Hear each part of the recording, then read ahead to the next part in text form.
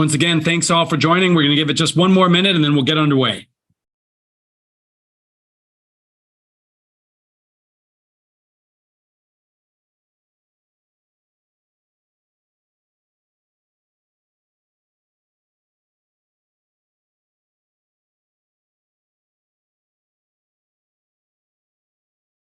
All right. Well, thank you all for joining and welcome to this discussion in celebration of Asian American and Pacific Islander Heritage Month. We have a great set of leaders, both in state government and outside state government, that we're going to talk to over the course of the next hour about their work, their journey as Asian American leaders in the environmental field, and how we're all doing towards lifting up both the work that we do together and, of course, diversity in our workplace. I'm really pleased to moderate or co-moderate this discussion today with my colleague, Nowaki Schwartz. Nowaki is going to come on camera or screen here if she hasn't already. Nowaki serves as our Deputy Secretary for Equity and Environmental Justice. And in a moment, I'll ask a little bit more about what's been happening this month. This is another installation or event within our Secretary Speaker series. That's public dialogue that we maintain at the Natural Resources Agency to lift up important priorities, timely issues, and opportunities to celebrate months like we are commemorating here in May. We have a great team that helps produce these. My colleague Geeta, throughout our discussion, will put interesting links and information in the chat. So I would open up your chat as we're talking, I should say, and as you meet the various panelists, she'll provide bios and then other interesting links to the stuff that we're talking about. You can also ask questions of our panelists in the Q&A button on the bottom of the screen as we're having this conversation. After we hear from each of our leaders that we've invited today, we're gonna come together in group conversation. I'm going to weave in questions that you can ask of our panelists. And then I'll also say that this conversation is being recorded. And so within a couple days after we're finished, we'll have on our website under the Secretary Speaker Series subpage a recording that you can watch again if you missed something, or you can share with others. So without further ado, Nowaki, thanks so much for all that you've been doing for Asian American and Pacific Islander Heritage Month. Can you just talk a little bit about what we've been doing over the last 3 or 4 weeks and how it plugs into our broader effort around inclusion and equity across our agency? Sure. So it's been a fantastic month to work on. This was really the first Heritage Month that I've been able to work on since I got here a couple months ago. And we've had a committee from across all of our different departments, and we meet every week. And it's been a really heavy lift. And we've created, with the help of Parks, we've created this new logo that you see, this digital background that I have, and we've had social media posts. We've had a career panel. Trying to think of what else. We've been organizing some internal events as well, a safe space conversation for our staff, and a hike, and just lots and lots of other really fun activities. And this has really been, a really wonderful opportunity to kind of uplift our Asian American and Pacific Islander staff, and to really acknowledge, different cultures across our agency and across all of our departments, and to really make sure, that people feel like that they can bring their whole selves to this work and to all the great work that CNRA does. Well, huge thanks, Nowaki, to you and a bunch of other people across our agency that have contributed to this month's events. And as you know, we're really working to institutionalize this. So when this month ends, in another year in May, if you're watching or participating today and you have ideas around what we should be doing in future AAPI Heritage Months, please get involved.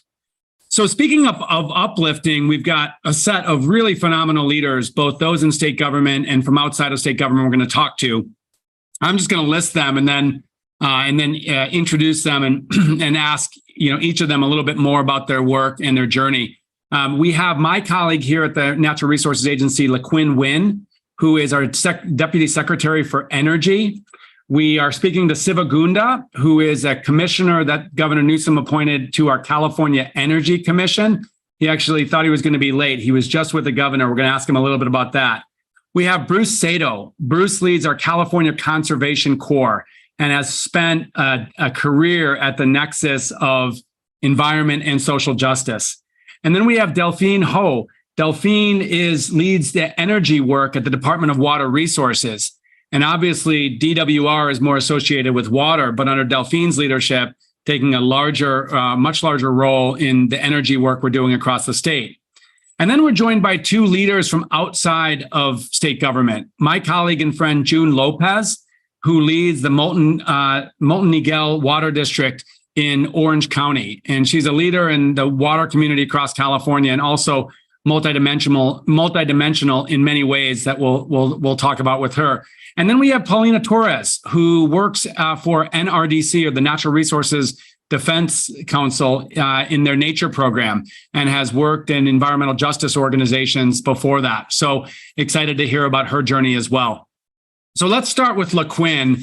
And LaQuinn, thank you so much for joining. Thanks for the work that you do. You and I have a chance to work together closely. So I know a lot about your background, but just share a little bit more, if you would, about what you do in your current job and really what your professional journey has been to get here. Thank you, Wade. And I hope I get this right since you're my boss and I don't get in trouble about what I do. But really, I view my work as, I get to work on everything energy in California, which is super exciting to me. And I really see, my goal as trying to advance our climate and energy goals in California. So again, getting that clean energy transition by 2045, making sure that's done in an affordable and reliable way. And, I think I'm in a unique position where I'm at in terms of I get to see a lot of the work that the different agencies are doing and help with collaboration and coordination and help kind of issue spotting, which for me is super fun and exciting. It's almost like putting together puzzle pieces and making stuff, happen successfully. But again, a lot of my work is also just supporting the good work that our agencies are doing. A lot of my colleagues are here on this call, Energy Commission, DWR. They're just doing so much great work around energy reliability, clean energy development. And then other colleagues who aren't on this call who are working on the fossil fuels transition, carbon removal. So yeah, just a lot of energy related work that I get to work with a lot of agencies, which is exciting. And then you also asked me about my professional journey to get here. So I've been at the Resources Agency a year and 1 month now. Prior to coming to the Resources Agency, I was at the Energy Commission. And I was there for pretty much my entire state career. And I was super fortunate in terms of, was looking for a job shortly out of college. I came to the Energy Commission, and my first job there was working on the New Solar Homes Partnership Program. And I just loved it. I had great colleagues at the Energy Commission. I still have great colleagues there. And it was just so exciting, the work that they were doing. Just this really practical application of things that really affected our everyday lives. And so I just stayed at the Energy Commission for such a long time, in different capacities, worked on the New Solar Homes Partnership, eventually was a policy advisor for former Commissioner Karen Douglas, then went to our Energy Assessments Division and managed an office over there. And then eventually moved to Chair Hochschild's office as his chief of staff. And I loved my work at the Energy Commission, and just, at some point I just thought, this is super exciting, but now I want to learn more, and I want to learn more about the broader policy pieces around energy. And I made the transition to the Resources Agency. Thank you. And, a fun fact that I bring up because I had a chance to meet your family when we swore you in, when the governor appointed you, is that your dad was at the Energy Commission. So can you talk a little bit more about your family and your background and how, you're a second generation CEC person. And I think maybe even your brother worked there for a time. Yeah. So my dad worked at the Energy Commission previously almost 10 years. So I have him beat because I was there almost 15 years. And just growing up, I just remember, dropping him off at the Energy Commission and picking him up after work when I was growing up. And just remember if you've been to the Energy Commission building, it's that concrete building on 9th and O, and it has that mural on the outside. And that's what I remember. I just remember waiting in the car for him to come out of work and just remember that mural on the side of the car. And I guess I should actually start backwards. More like on a personal level, the reason why we ended up in Sacramento was my dad originally was working at Oak Ridge National Lab, and he and my mom got married. He needed a job in California, closer to here, and he ended up at the Energy Commission. So that's how we ended up in Sacramento. And he loved his work at the Energy Commission. He has all these fun stories he would tell, and actually some of our closest family friends are former Energy Commission colleagues that he had. And so kind of grew up with this kind of Energy Commission culture lore as we were growing up.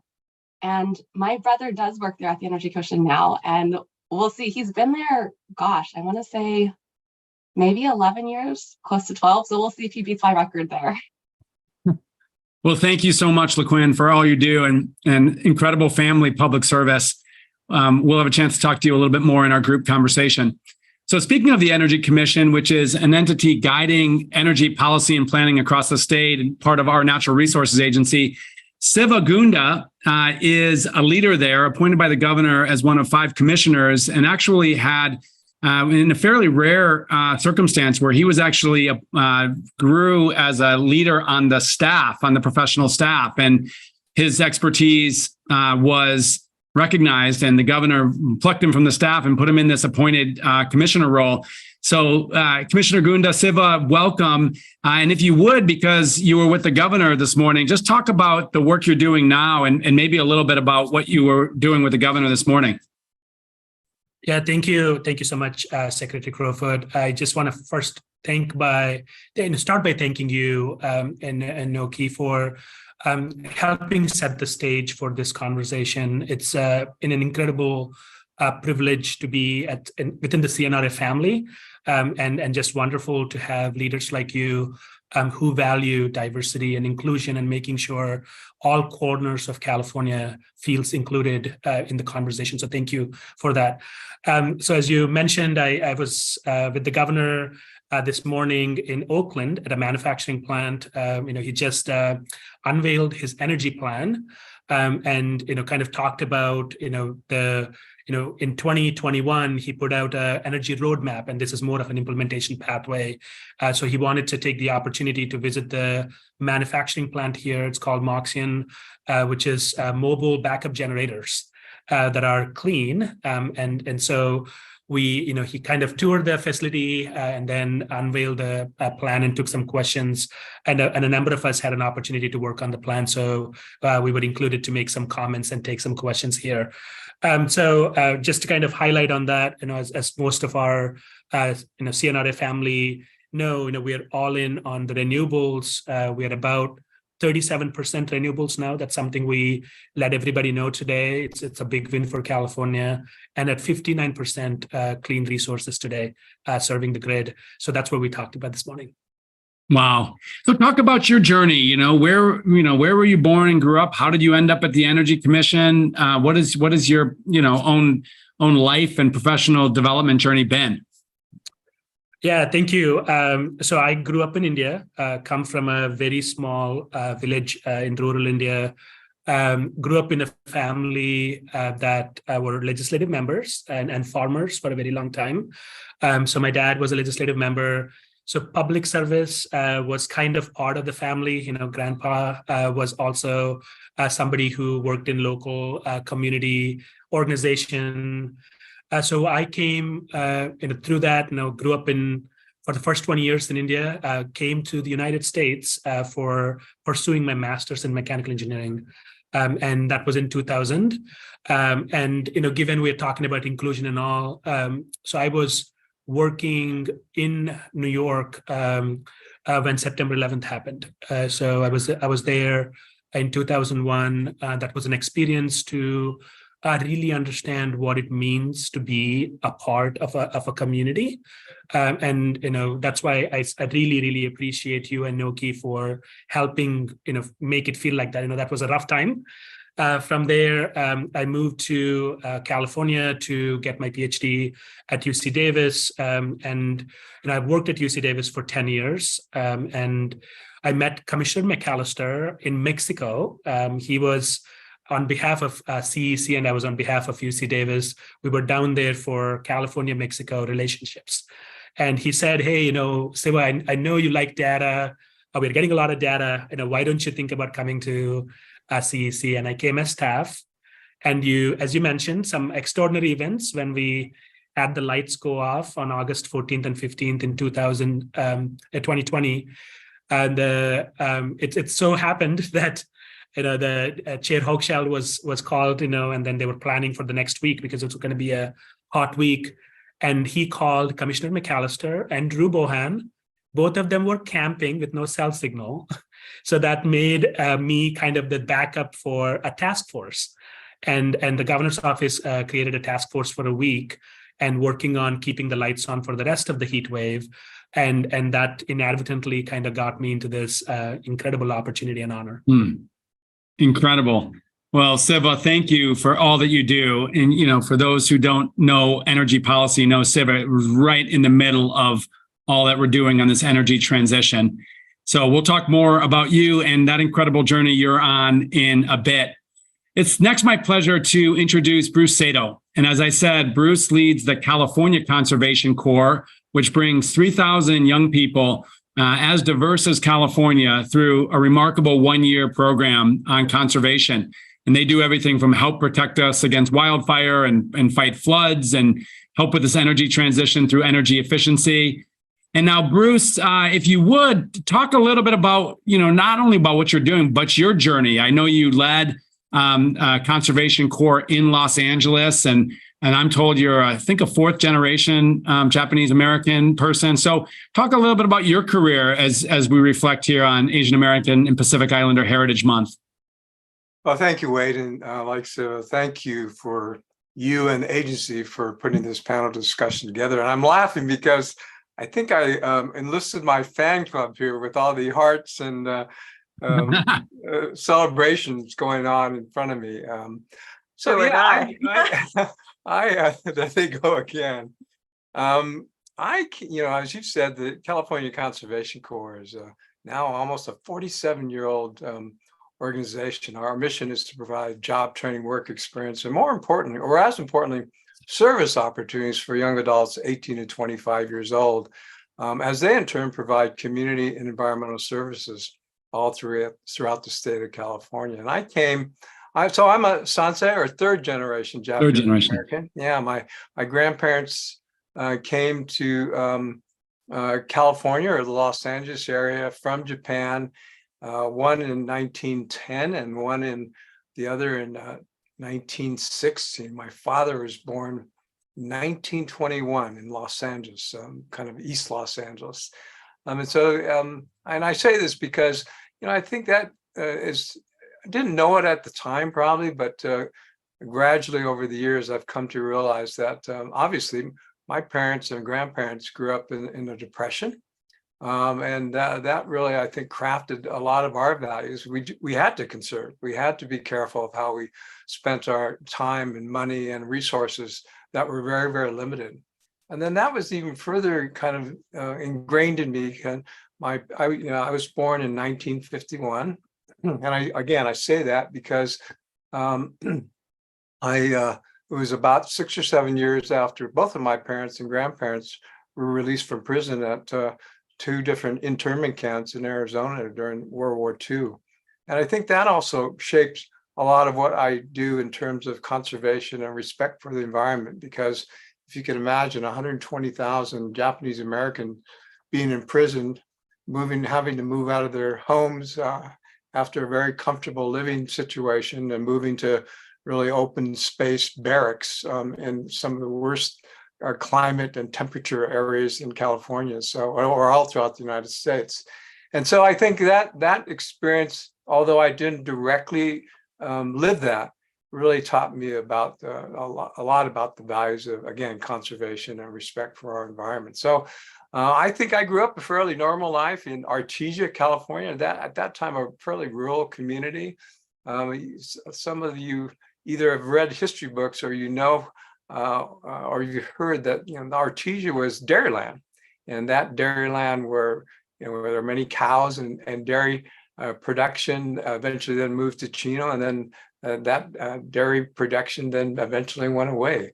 But that's the community I grew up in. At that time, a pretty small, not necessarily rural, but pretty small town, Los Angeles County. And then we later moved to Anaheim. And I was, again, a normal kid, was a wannabe jock, got out once in a while. But I think my then other introduction to the outdoors and the environment was my dad was a fisherman, Japanese guy that worked really, really hard. But when he had leisure time, he would go deep sea fishing with his buddies. And I think, he tried to get me into that. And again, I think that was a great exposure to some of the outdoors. And then, I went to school for a long time. I really loved school. I loved learning, and it took me a long, long time. I ended up taking a lot of fun classes and eventually graduated from San Francisco State University with a degree in art, painting and drawing emphasis, and a minor in literature. And somehow I got into the conservation corps field when a friend of mine said, "Hey, this Jerry Brown is starting a conservation corps in 1976." And so I signed up and never looked back, because it's really combined a lot of my interests: youth development, youth mentorship, working in the natural environment, outdoor and natural environment, really being able to set policy or affect policy around the environment and do great things around diversity, equity, and inclusion. As you said, I started with the California Conservation Corps in 1977, stayed for about 10 years in some of the most creative, fun, and formative years of the CCC, still a department under Resources Agency. And then I started the LA Conservation Corps in 1986, because I really felt there needed to be really an emphasis not on working with workforce development with young folks in a county of 10 million people, but more importantly, getting young folks that typically or normally wouldn't be thought of as environmentalists from big city like Los Angeles, getting them involved in the environment, because there is a natural environment. There's a 51-mile stretch of the Santa Monica Mountains. We have 4 national forests in Southern California alone. And so, I think that was, real passion of mine to get young folks involved, urban young folks involved, Black and brown young folks involved, and doing good things in the environment. And then I stayed there for 30 years. And then I moved eventually I was appointed to the CCC director position in September of 2015 by Governor Jerry Brown, and then reappointed by Governor Newsom in 2019. And I've loved every moment of that experience, of that 47-year experience. Loved every moment of it. What a career. And when we talk as a group, I want a chance to ask you, how you have seen things change or not as a leader of color, over those almost 5 decades. But I want to turn to introduce Delphine Ho, who again directs energy at the Department of Water Resources. Delphine, we're quite fortunate to have Delphine at DWR and at the Resources Agency. She worked at the California Independent System Operator. And I learned about Delphine first by reputation before I actually ever had a chance to work with her. Just a remarkable reputation as a really sharp leader tackling the biggest energy challenges that we have. So Delphine, welcome. Talk a little bit about your work, particularly because folks may not know what DWR does on energy, but then also your career development and how you came to do this work and find yourself working for the state. Thank you, Wade, and thank you so much for having me. I think this is an excellent forum, and I'm very honored to be selected to be part of this amazing group of folks. And Bruce, I'm absolutely envious, because I'll talk a little bit about how I came onto this journey. Years ago, so I grew up, I was born in Taiwan, immigrated to the US and grew up on the East Coast. And in my first time in California, it was actually during the first energy crisis in 2000, 2001. And I remember landing in San Francisco and having to get my affairs in order. And there was a brownout. And I thought, how am I ever going to send this fax? There's no power. I'll pause to wait for people to Google what a fax, what sending a fax is.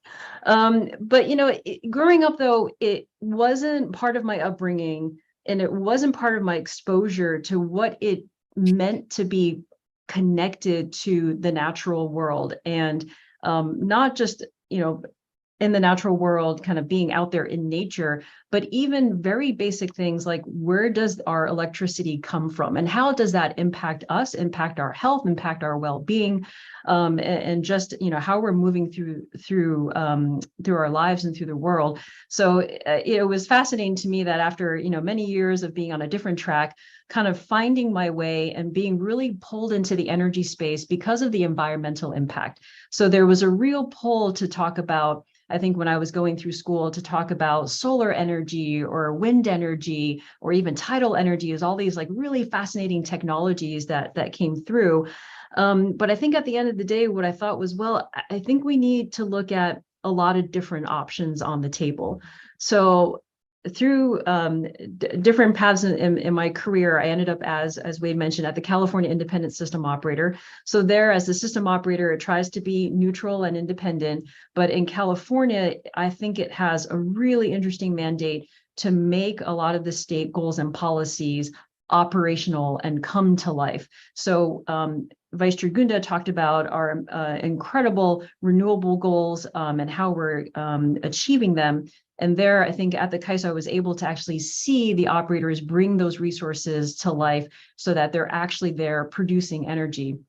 But having said that, I think I always go back to that time, that my first instance in California of experiencing that outage and really thinking, well, that's just an anomaly. And who knew 20 some years later, I'd be working not only in energy, but here at DWR in this very specific portfolio to shore up our energy needs. So going to the broad background into what I do today is the small but mighty team that I lead up at Department of Water Resources is in charge of a fund and a portfolio that looks to procure resources that are to be used during extreme events.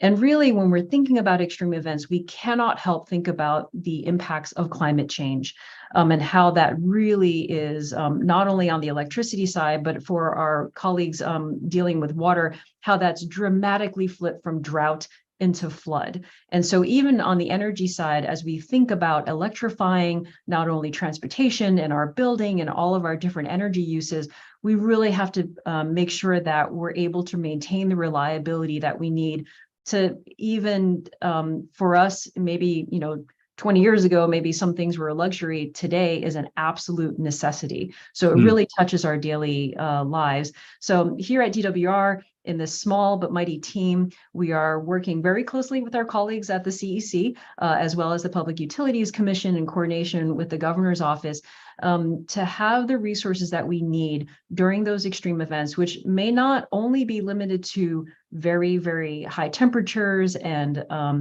heat waves, but also instances where we might have a wildfire that takes out some generation. We might have, other events that really impact our electric reliability. So DWR has been in this role before. So unbeknownst to me, back in 20 some years ago, when I was running around San Francisco trying to figure out who had power for me to send a fax, DWR was already playing that really critical role in bolstering electric reliability during that energy crisis. So it's a coincidence, but I'm very proud to be at DWR to kind of be in that role again to help with electric reliability. So it's both an opportunity for me, but also I think a really step forward for the state to make sure that we are on track to meet our ultimate energy goals. So yeah. Well, thank you for all that you and your team do and will do as we continue to make this transition, and look forward to more questions in the group setting. So now it's my pleasure to introduce June Lopez. And as I mentioned, June leads the Molten Miguel Water District, which has been recognized as one of the most innovative water districts in California. And so, I think June is an innovator within an innovative sector. And June, if you could, I'm so impressed by your background, your own professional journey. Talk a little bit about, where you come from, what you've done in the past, and what you're doing now. I am so glad this is being recorded, because I'm going to say Wade said all those really great things about me. So thank you so much for inviting me to be part of this just amazing discussion. All those speakers are wonderful. And thank you to all the people that are joining us. There's almost like 200 people here. You got quite the fan base, Wade. So You guys are the ones with the fan base with all these emoticons coming through. I love it. So I was born in South Korea, and I immigrated with my parents as an only child when I was 8 years old. We didn't know a word of English, so it was a culture shock in many ways. And growing up, it wasn't easy. We didn't have any money, and I was very, very overweight, uncoordinated. People said I was really ugly, so I was just bullied in school. So I didn't really think I was going to amount to much, and neither did my parents. But typical Asian family, my parents really wanted me to be a doctor or an attorney. None of that which happened. And as growing up, I wanted to help people by telling their story, because I know what it's like to be alone and wanting to connect with people. So I decided I'll be a journalist. I can tell people their stories. And so I studied communication. I minored in Spanish literature because I thought if I actually spoke the language, I could tell their stories better. And my first job out of college was actually as a journalist, but for those of you who don't know, it doesn't pay very well. And my parents had a little tiny shoe store. And during the 1992 LA riot, we lost the store. And my dad got very ill and depressed. And so now it's up to me. We had burned through all the savings. So I had to take care of my parents and our household. So I started looking for a job that paid more. And just by grace, I got this position as a grant administrator for the city of Pasadena. And I was completely unqualified. I'm not being modest. I really was unqualified. The only reason I got an interview was because I was nice when I was turning in the application, talk about little reference to the facts that when we actually had a walk-in application, and I helped somebody at the front counter. So they thought, well, this is a nice person. Let's give her a shot and give her the interview. And that's how I got the job. And because I didn't know what I was doing, I was working all around the clock because my office was at the police station. And they thought, boy, she's a hard worker, not knowing that I had no idea what I was doing. And I was just desperate. And then about a year later, they said, well, you're a hard worker. You like people. Why don't you think about being a police officer? And so I said, okay, I didn't know what to do with my life. So I did. And it was terrifying because being the most unathletic person you will ever meet, the idea of the obstacle course made me terrified. But I got through it. And that's where I learned the big lesson. What doesn't kill you only makes you stronger and somewhat better. And I love being a police officer because it's really the closest thing for me to being a superhero, because you get to help people every day, all day. And that really resonated with me. I just really love people. And even though I wasn't liked growing up, I just really love people. And had a great career. I got to work patrol. I worked vice narcotics for about 3.5 years. So I got to work with DEA, FBI, and got to go everywhere. I bought a lot of drugs as an undercover. And I was also a defensive tactics and firearms instructor. And I also did get into a shooting with an active shooter. And luckily, I was okay and received the Silver Medal of Courage. And that was a really important moment because it really showed everyone that, I'm small, I'm a female, I'm Asian. I don't really fit the prototype of a really good cop. But it was a way to show everyone that you just follow your dreams and you're more capable than what you even think that is possible for you. And then I left law enforcement. As much as I loved it, I got promoted, but I was in love. Note to self and note to all of you, don't make career decisions based on love, because now that person is my ex-husband. And he said, if you don't leave law enforcement, we're not going to be together. So I, back then, followed my heart. And I just started applying for jobs. And while I was at the police department, I got my master's in public administration from Cal State Northridge. So I just started applying. I applied to be a teacher, a trainer, not like a physical trainer, but someone who just trains you on products. And the first place that called me was a water agency. And that was in 2003. I didn't even have a title because they called me a peon. He said, you're a peon. You just do what everybody else tells you to do.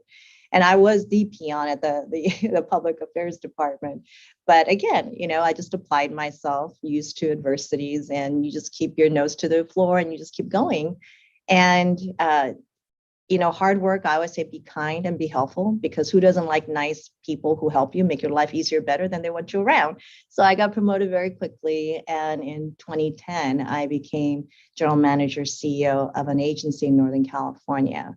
I've had a very blessed career because I got to work Northern, Southern California, urban ag, private, public, disadvantaged community, affluent community. And one of the things that really resonated with me is no matter where you are, who you are, that we have so much in common than we can possibly imagine. And we highlight different people of color, different months of the year, but it's really about that connection. We all have variety and diversity in our perspectives, and we're all connected when we talk about diversity, equity, and inclusion. And that is something that, of course, it's been part of my life. And I try to share that with so many others, especially younger generation, because the adversities and different kinds of challenges are still there. But I just hope to use my experience, a lot of my mistakes and regrets to help others do better and do it faster than me. And that's been sort of my calling and my devotion. And that's why I love what I do in water, because it's a critical resource. It doesn't get think about a lot, but it's so important to every aspect of our community. I'm truly privileged to be in this role and get to work with amazing people like Wade, who I learned from, and just enjoy the whole journey, because it's not over. And my life keeps bringing new stuff, and I'm just very thankful for that, and so excited to have this conversation. I know that was kind of long. No, I mean, it's totally inspirational. And thank you for, telling the story behind the story and being, a bit vulnerable and talking about, not only your career, but this whole journey from being this kid to this incredible leader you are today. I'll brag on you a little bit to say that you reached out in the last year and said, oh, by the way, in my downtime, I'm now a correspondent on a new television program, a news program in Southern California. And so I had a chance to be interviewed by you, and I'll say that you just won an award. Your program just won an award for public policy reporting. So you are a dynamo. Clearly, energy just unstoppable. It's fun, and I appreciate you doing that interview. And I would love for people to check it out, because it was a great hour interview, and you've always been supportive. I know Commissioner Gunda talked about data, and for those who don't know, when I first met Wade, he wasn't the Secretary of Natural Resource Agency, and our agency started a nonprofit called California Data Collaborative to bring big data solutions to water challenges. And today, 9 years later, we represent 21 million Californians. And you have been such the champion from the inception, its beginning. I have bugged you so many times to be keynote. I just always appreciate you and your staff through different capacities and offices that you've held. Well, thank you. And it is all about, building and maintaining these professional relationships, across our incredible diversity. So I liked how you shared that thought. Okay, we're going to get into a group conversation in just a bit, but we have an opportunity to talk to Paulina Torres. And Paulina is an attorney at the Natural Resources Defense Fund and has a background working on issues of environmental justice and equity. So Paulina, welcome. Thank you for being here. Thanks for all that you're doing. And want to hear more about your career development, why you're doing the work that you're doing in the environmental field, and how your experience has shaped what you're doing today.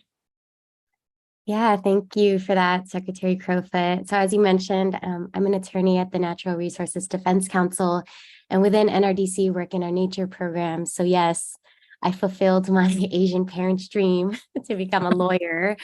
I think my mom still has this hope I'll secretly become a medical doctor one day, but that's besides the point. So at NRDC, my portfolio covers issues that are important to communities throughout California. So that includes phasing out oil drilling, increasing equitable access to nature, particularly for BIPOC communities, greening schoolyards, among many other issues.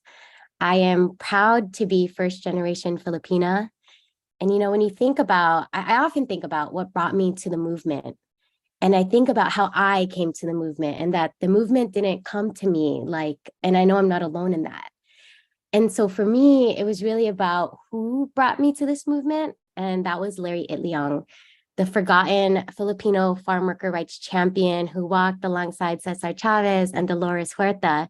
And embedded in his labor rights advocacy, he also worked on pesticides issues. And so little old me from Baldwin Park, California, I became a community lawyer working alongside those same farm working communities in the Central Valley.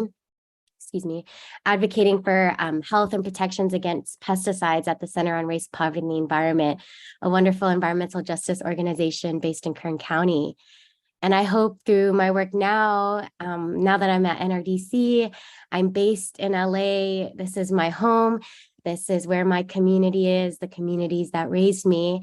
I hope I can bring the environmental movement to my communities, to other AAPI folks. And I think it's incumbent on us to do just that. I think about how many missed opportunities for our communities to make meaningful and positive change simply because they felt like the environmental movement wasn't for them. And so I think this will first thank you to CNRA for hosting this event and uplifting our voices and for inviting me here. And now in my free time, I love going to national parks. I didn't grow up going to these places. And sometimes I think, was it because my parents didn't feel like these places were for them? Sure, they were, open to the public and they were technically accessible, but did my family feel safe in these places? And so now that I'm old enough to bring my family with me, we get to visit national parks during COVID, or I think the years, everything's a blur, but last year had a chance to visit Sequoia and Kings and bring my parents to Joshua Tree. So really kind of changing our perspective on nature, and even, not just our national parks and our state parks, but even just our parks, the one across the street. Like my parents never used to go on hikes. They're like, what is a hiking stick? Or, even just asking them, do you want to go for a walk? And I tell my other Asian friends this, and they're like, yeah, my parents only know, like, walking is for a destination, right? You don't walk just for the leisure of it. And so kind of reimagining what leisure looks like has been a ongoing thing in my family and within my culture. And so really happy to be here and honored to share this space with all my AAPI brothers and sisters. Well, huge thanks for joining and sharing your story and for the work that you're doing. Incredible. And I want to maybe ask you, and as we talk as a group, just to reflect on being a leader of color in, more of a mainstream, or not mainstream, or traditional environmental organization, and what you think, how you think the environmental movement is doing as it relates to really lifting up voices of both, AAPI leaders, but also leaders of color. But let's bring the group together, and Nowaki, you and I get to moderate this discussion from here. And one of the questions I wanted to really ask, all of you or any of you is, given that we're, lifting up AAPI Heritage Month, what has it meant to be an Asian American leader, a leader of color, throughout your careers? Bruce, you may have the longest career among us. So, when you started doing your work, I think, there was much different recognition or acknowledgement around the importance of diverse leadership. And then, some of you that have, different experiences in different organizations. I just, if you would just reflect in any way that you're comfortable, just sharing, your own experience as an Asian American leader throughout your career, both what you've encountered by way of challenges and as well as what you've learned. So Wade, most of my career, my 47-year career, I don't really focus on being Asian American in a setting where oftentimes it's mostly being around a bunch of old white guys. But I will confess to you that I typically will go into meetings or summits or discussions, and I'll count. I'll see who's in the audience, and it does weigh on me that oftentimes, if not many times, again, that audience is not diverse. And so I'd like to think of it that I try to extend that to a broader kind of lens of diversity, equity, and inclusion. It's not just me, Japanese American or AAPI, but it's me, a minority amongst, how do I influence and how do I share those experiences with others around me so they too can be at a point in their lives where they can really feel that there really is a true contributions to diversity, equity, and inclusion, not just in our agency, but in the state of California, all throughout the United States. And Bruce, I want to ask you a question around, have you seen things, change, in these decades? And And just an honest question, where do you think we're at right now, and where do we need to grow is in terms of true inclusion? Obviously, I've seen things change. I was served on the board of forestry for many, many years, about 10 years ago, for about 12 years. And that wasn't that long ago that board of forestry, and I'm not taking a shot at them, but it was all white males. And so now it's much more diverse. And I think that it goes across the board, and not just the agency, but across the state. And then I see, we make advances, and then we take steps back. So I think it's an ongoing challenge, but I think this agency and this administration really bringing these issues to the forefront and making them a priority, and not just, lip talk and lip service, but really doing everything possible in addressing every, diversity, equities in a lot of different formats and areas really helps to move these topics or issues forward. Thanks, Bruce. Other perspectives? Yeah, wait, thank you. I just, first of all, Bruce, nice to see you. I was one of those, I worked, with California Conservation Corps a while ago. So it was an incredible opportunity and was very, very grateful. And June, thank you for your, comments of your journey. What an incredible journey you've had in your life. Thank you for sharing that. So I think I wanted to just add a couple of things to Bruce. When I came to the US and then started working about 2004 timeframe, really like 2006 is I think when I started like doing internships and such. I was primarily focused on energy efficiency, and I would go to conferences, and oftentimes it was only one person of color or two person of color in the entire room. And because of the September 11th, just happened prior to that, and my experiences with that, I think one of the things that felt safe early on in my career was to be invisible, right? So don't, it's better not to draw attention to yourself, not kind of, the difference made me feel scared or kind of like, part of it is perception, my own insecurities. But part of it was real. And one of the things, one of the best conversations I've had was a colleague from Jamaica, and we were having dinner, and he said, Siva, don't ask yourself whether there was racism, whether you're an outsider. That's not the question. Just accept part of it. Part of it is real, right? You are an outsider. There is racism, but I want you to embrace things with love and succeed in spite of that. And I want you to show up. I want you to work hard. I want you to do what you love to do, regardless of what the conditions around you might be. And I'm so incredibly grateful to that colleague from Jamaica who I think was so instrumental in shaping kind of my purview on how I want to approach. And I think I shared with a few of people who probably are in this call, right after, September 11th, I was in a room with a number of people at General Electric, and my boss called me, and my boss said, Siva, did you drive today? And I'm like, no, I don't have a car. And she was like, okay, I'm going to drop you home. Don't come back to work for a week. I'll let you know when it's safe.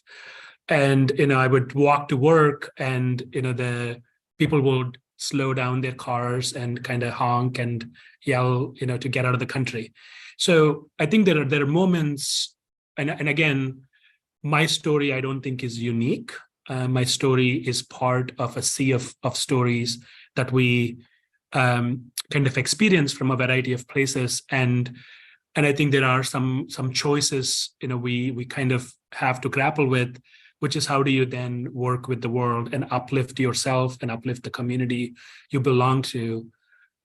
Early on, I would say, going into that invisible mode, I didn't want to necessarily be known as Indian or Indian American, right? It's just kind of safe to be like, a guy and at the door getting his work done.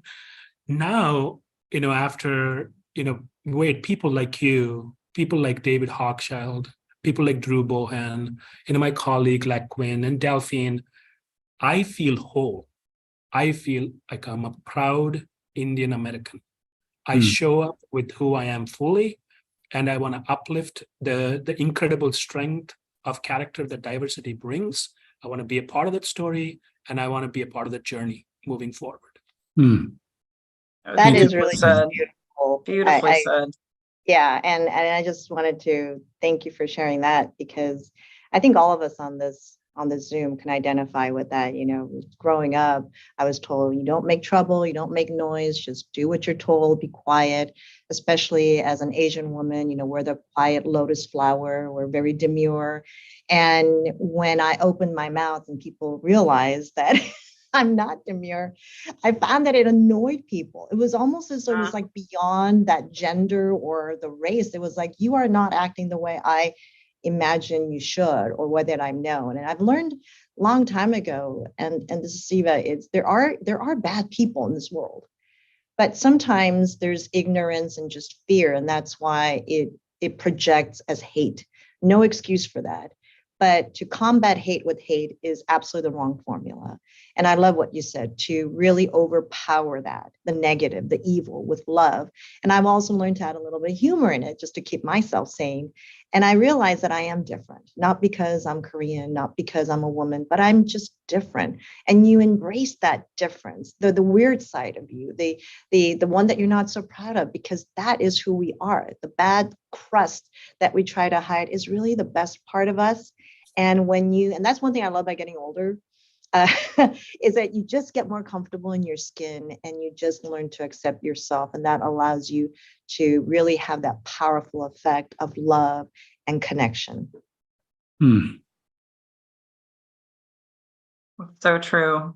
Thanks for sharing all of that. I have to say, I've just been sitting here just so inspired, just to be in a room full of Asian leaders. When I was growing up, and I'm going to date myself, in the 70s and 80s, I mean, there really weren't. I would look around for, I mean, you talk about, Shiva, going into a room and sort of counting the number of people of color in the room. I mean, I still do that too.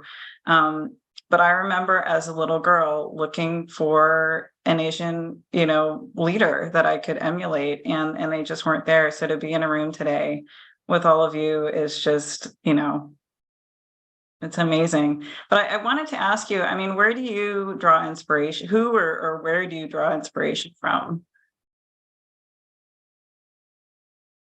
And so Daphne, where are you going to go? Please go.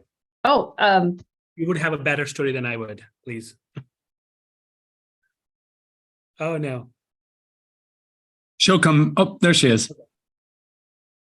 I mean, I'll start, then I'll just, I think, growing up in India, when I was going to tie this to, some of the background on this, and then CNRA, there is this, cultural underpinning of, the mother, right? The earth being the mother, and mother kind of being the force of nurture and nature in your life.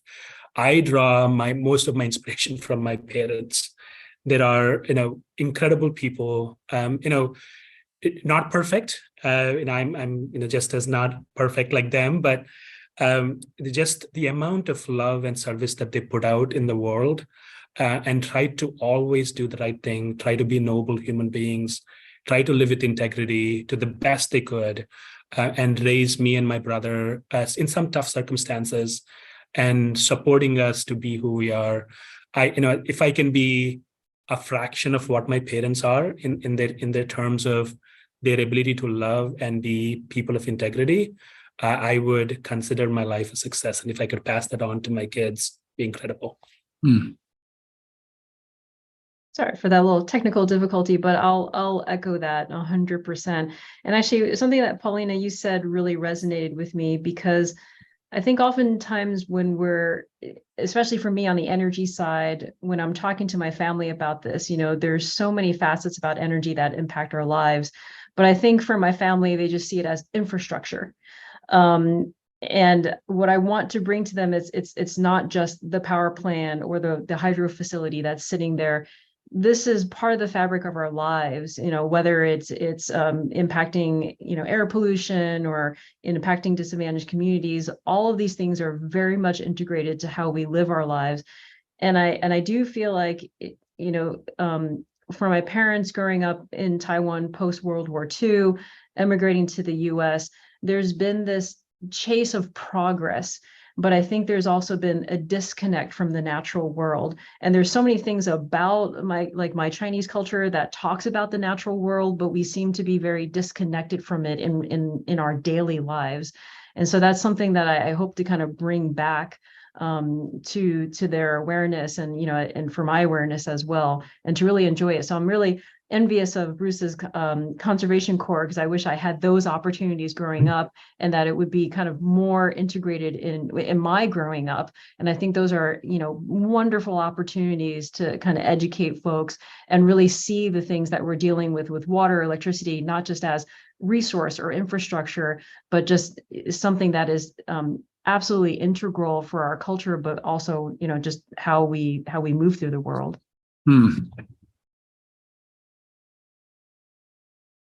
And it may put Paulina on the spot to riff a little bit. I too was really inspired by your bringing your family out and connecting them into the natural world. And to Nawaki's question, where do you find your inspiration? And also, as somebody who's now moved into an organization and a movement that hasn't necessarily been inclusive and diverse in the past, how do you navigate that work? Thanks, Secretary Crowfoot. I draw my inspiration from my communities, from my family, but my extended family, the people, like I said, who raised me. And it's so interesting. I remember, was it a year or two ago, the Yale School of Climate Change came out with a study that purports to explain what racial groups care most about climate change, and Asian Americans just weren't included. And I don't know, started to think, was there not enough data because there was a language barrier, or what is even Asian American? Like, how do we define that? And then simultaneously, I think APEN, Asian Pacific Environmental Network, came out with a study that highlighted the overwhelming amount of Asian Americans who care about environmental laws, who care about clean air. And so my inspiration is drawn from the fact that my community, we care. It's just that we are often an afterthought in a lot of these conversations. And just to speak to NRDC, I think the environmental movement, well, I'll speak for NRDC, not the entire movement, but I think NRDC has come a really long way and is committed to uplifting BIPOC communities, both internally and externally. And I think there's a lot of work that needs to be done. This is not just a check box, this is a continuous thing we need to do every single day. But I'm privileged to work with diverse colleagues who just bring so much richness and knowledge and expertise to the work that we do. And, I just say that I too look at who's at the table. I mean, I look at who's at the room, but really who's at the table. And I'm grateful, at least in my organization, that there are people who make room for people like me to be at the table. And so for things like this, I appreciate having a seat at the table. I think it's so important. Well, those such inspirational words. And I mean, I'm with Nawaki. This has been an incredible hour. And believe it or not, we're getting right to the end of it. I think it was June that, reminded us that, our lives continue and we're still on the journey, right? So we're evolving. And I'll definitely say, organizationally across state government within our agency, I think we're evolving, and I'm proud of our progress, and I'm proud of the work that you all do and that we do across our tremendous diversity. And we have more work to do, always more work to do, particularly towards institutionalizing inclusivity. And that's something we're really focused on. So let me turn it over to you, Nawaki, for any final thoughts before we send people on their way to continue the good work that everyone's doing. I am just so inspired by the people in this room and on this Zoom today, and just really hearing that, I think as Asian Americans and Pacific Islanders, we are, as June said, sort of often a little more quiet. But I'm really inspired that, here we are learning how to use our voices, and we're in an administration that really recognizes the importance of diversity, and just the very fact that my position as the Deputy Secretary for Equity and Environmental Justice for the Natural Resources Agency was created, is a huge statement that we can really kind of focus on this work together. So I'm really looking forward to continuing to work with you all, and let's put our heads together and figure out what we can do going forward. Thank you. Thank you, Nowaki, and thank you, everybody. Incredible. And for those that have tuned in, almost 200 people strong, thank you. We will have a recording of this that you can share with others.